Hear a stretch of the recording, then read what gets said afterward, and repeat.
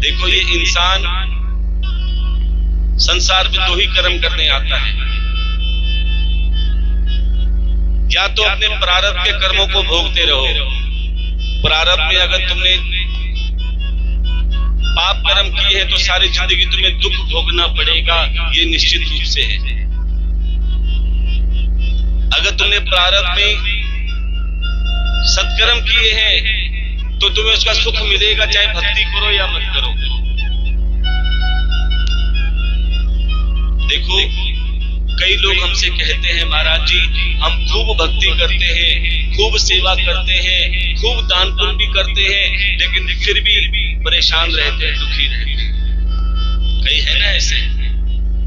और कईयों को देखा जाता है कि बिल्कुल सेवा नहीं करते, दान पुण्य नहीं करते, पूजा पाठ नहीं करते, फिर भी उनकी बल्ले बल्ले हो रही है।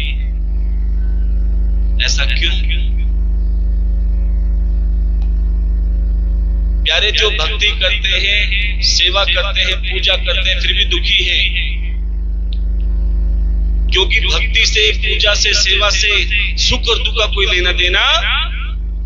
ये मत सोचना कि ये भक्ति करेंगे तो सुखी हो जाएंगे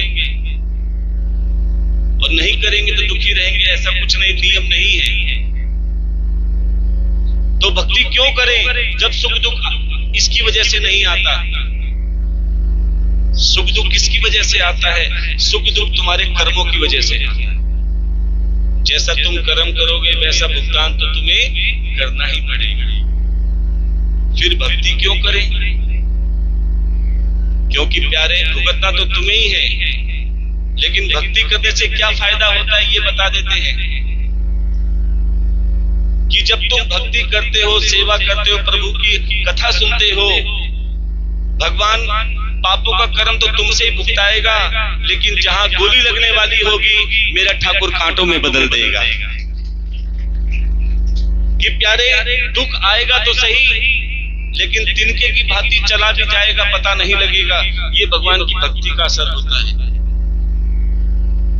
और जो आदमी दुख आता है, दुख होता है तिनके के बराबर, लेकिन वो पहाड़ जैसा लगता है, तो समझ लेना तुम्हारी भक्ति अभी सार्थक नहीं हुई। और एक व्यक्ति ने हमसे बड़ा अच्छा प्रश्न किया, बड़े ध्यान से सुनना।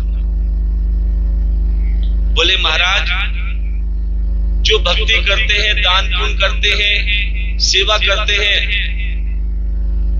और जो बिल्कुल नहीं करते, मरना तो दोनों पे है, मृत्यु तो दोनों की आएगी।